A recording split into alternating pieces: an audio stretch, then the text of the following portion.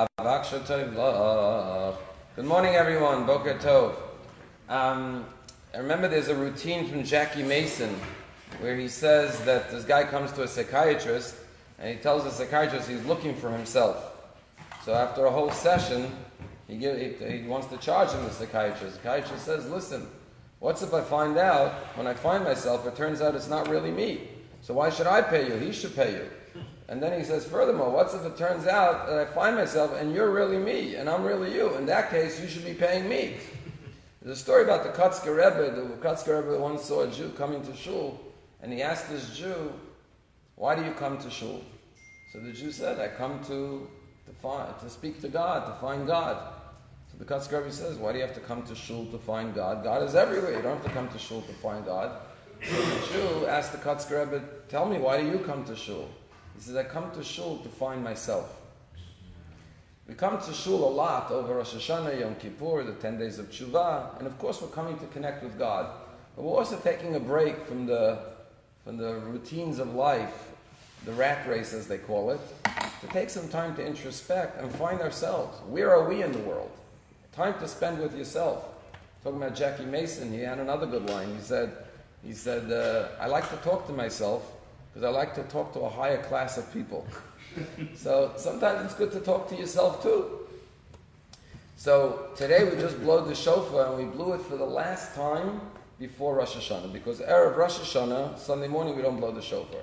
To distinguish between the blast of Elul, which is customary, versus the blast of Rosh Hashanah, which is biblical commandment. And of course, the highlight of Rosh Hashanah is the mitzvah of shofar. Every holiday has its mitzvah. The main mitzvah of Rosh Hashanah is to hear the shofar.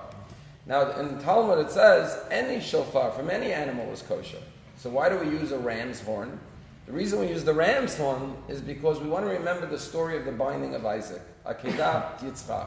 Matter of fact, that's the Torah reading on Rosh Hashanah. The second day of Rosh Hashanah, we read the story of the binding of Isaac to remind ourselves and to remind God of the sacrifice of Abraham. And how does the words of the Akedah begin? V'Elokim nisa et Abraham. God tested Abraham. He said, I want to test him, see if he's up to the task of true faith. Will he sacrifice his only beloved child? And of course, Abraham passed the test, and God says it was only a test, don't sacrifice the child, and instead he sacrifices the ram, and we use the ram's horn. But the question is, a teacher has to give a test, because the teacher doesn't know which student knows, which student doesn't know. The test will tell the teacher. But God knows everything. God knows exactly what your level of faith is. So why does God have to test you? Why did God have to test Abraham? And by the way, the idea is that God doesn't only test Abraham, God tests every Jew. We're all tested. So the question is, why test the person? And one of the answers is that the word nisa means a test. But the word nisa is also from the word nes, which means miracle. And the word nisa is also from the word nes, which means lift up, like hu nisi, God is my banner. Lift it up, elevate it. And here is the key to understanding what a test in life is. A test in life is not for God to discover who you are. But sometimes God deliberately tests you, puts obstacles, challenges in your path to test you, to bring out your supernatural, miraculous abilities, and to reveal your true self to yourself. To raise you up in your own eyes so you can realize your own inner strength. Because sometimes till we're tested in life, we don't know the depths of our capabilities and our abilities. So God tests us for our own sake. And with this mindset, it's when you go through life and you're faced with a challenge, you encounter someone who's difficult, and you want to get angry at the person.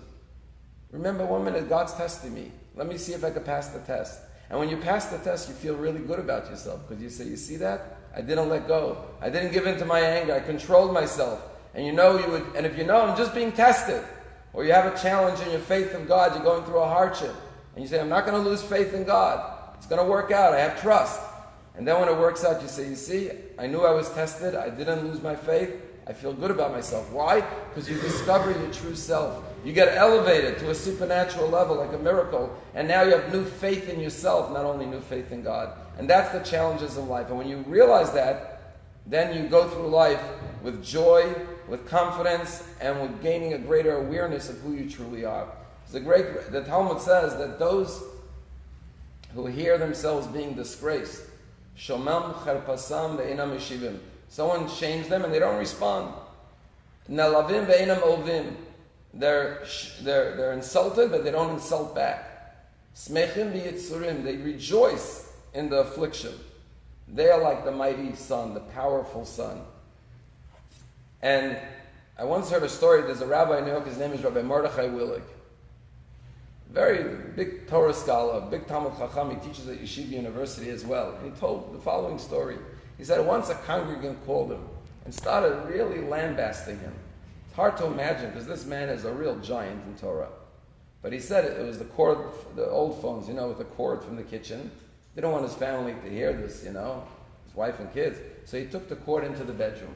And as this congregant was telling him off, he remembered the Talmud, that those who hear their shame, their disgrace, and don't respond are like the powerful sun, because the sun didn't respond to the moon when the moon complained on the fourth day of creation, why is the sun greater or equal in size? And then the more the congregant started, belittling him and insulting him, he started to dance around his bedroom because he remembered what the Talmud says, that you have to rejoice in the insult that you get. And he didn't respond, he just accepted it all. Of course, a while later, the congregant felt terrible, and he came and he apologized and he asked for forgiveness. But he said, how did he get the courage to dance as this congregant screaming at him in the ear? He says he remembered what the Chafetz Chaim said. Chafetz Chaim says it's one thing to control yourself. Someone insults you, you don't respond. You hear your own disgrace and you keep quiet. But why should you rejoice? The Talmud says you rejoice in the affliction. So the Chafetz Chaim says something beautiful. He says, no one goes through this world without sorrows. That's part of life. It's a package deal. There's good, but there's challenges. Some people have health problems, sorrows in health.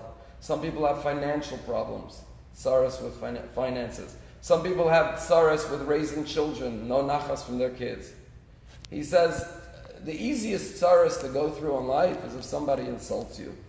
He says, I'll take that over all the other sorrows any day. So when someone insults you, Hashem, I should fulfill my obligation to have a little tzaras in life by having to listen to this person insult me. And therefore you should rejoice. And so when we remembered what the Chafetz Chaim said, he started dancing. He said, if this is the way I'll pay my price of having tzaras in life, I accept it with joy. And of course, when you hang up the phone and you know you didn't respond, you didn't lower yourself to that person's level, you cannot help but feel good about yourself.